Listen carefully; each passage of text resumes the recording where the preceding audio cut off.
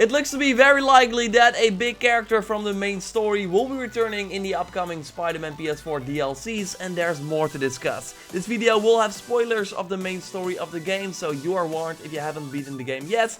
You're still here? Okay, then let's get into it. If you enjoyed that, then a like would be super appreciated. And let's go. Over on the Twitter page from animation director Robert Cuttington, we find a very interesting tweet regarding a recent motion capture studio session, where we first see him on a photo with the voice of Spider-Man, Yuri Lodenthal, wearing a very cool looking hoodie. But more interesting is the other picture he posted, where we see Robert sit on a couch with stunt actor Seth, Brian, a lead animator at Insomniac, and also the voice of Silver Sable, Nicole Elise. And yeah, that kind of confirms that this character will return one way or the other. Nicole also does the motion capture for this sort of a villain in the game. And no, I don't think that she is just chilling there with all the other actors. No, I think this confirms that she will be in one of the DLCs. The end line from her final phone call with a Spider-Man was, "Until we meet again." And that was after she told Spider-Man that it was time for her to reflect on her life, since before that you saved Norman from Mr. Negative.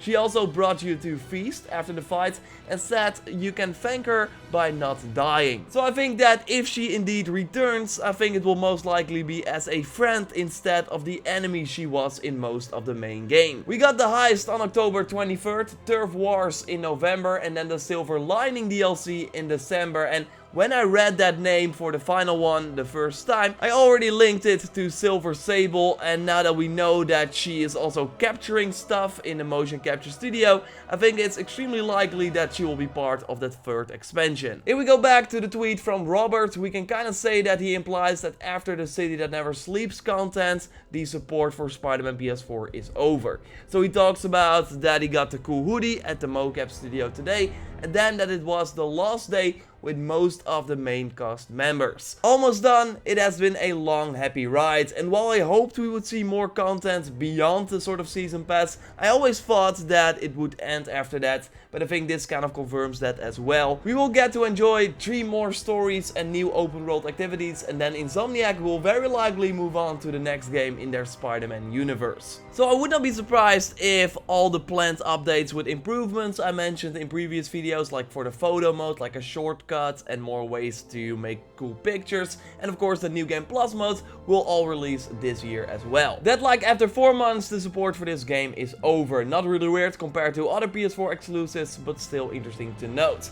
Now over on Reddit, Philip Oliver Holz found a traffic light pole in the game with a date on it. And I, by the way, got this from another YouTuber, Super Rebel, who highlighted this in a recent video. So the date on this poll is Friday, October 10th, so next week at 9 PM, so likely New York time. And many people started speculating already on Reddit that this could mean that we would get the New Game Plus mode then, or a new look at the DLC. So since I saw a lot of people talk about it, I wanted to chime in on it a little bit, because I don't think it will be regarding the New Game Plus update, since Insomniac is working on that at the moment, and it would be foolish for them to put a hard release date on it when there might be a chance that they will not hit it. Like, there are a lot of moving parts, and Sony has to approve the update first as well, just like we saw with update 1.06 that was delayed by multiple days because of this longer process. So no, I don't think that it has to do with that, but a new trailer for the Heist DLC is of course different, because they can just upload that at that time, and they might have been working on that for a while now. So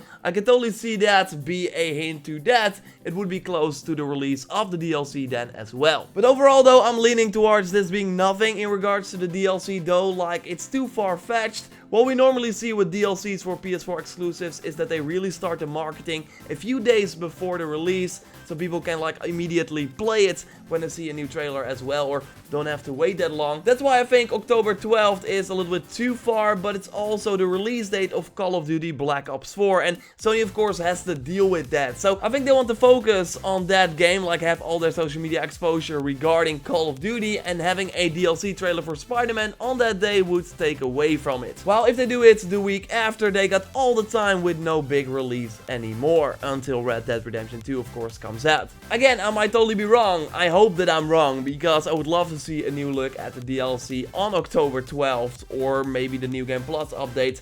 I thought it was interesting to note. You can, by the way, find it over here on the map between Feast and Pete's apartment, as Philip on Reddit notes. Subscribe for everything Spider-Man PS4. If there's any new info regarding the DLC or updates coming to the game, New Game Plus, I'll of course let you know here. Before we end the video, we of course take a look at awesome pictures you send me via Twitter. Follow me at JorRaptor and then use the SpiderRaptor hashtag to send your shots. And you can also hit me up on Instagram, JorRaptor as well. Let's start with this amazing shot of the stealth big time suit in front of the Oscorp sign. And I love how both the lights from the suit shine and also the letters are highlighted, while we don't see a lot from the world around it. Very nice shot, Jay Zolaris. Don Allen has been using the new posterized filter that was added with update 1.06, if I'm not mistaken. Anyway, it makes for a beautiful, unique shot of the classic Spider-Man suit with the Empire State Building in the background. Really cool one. Draven hit the photo mode option at the very right timing and also used some awesome stickers and the filter, making it look like a legit cover.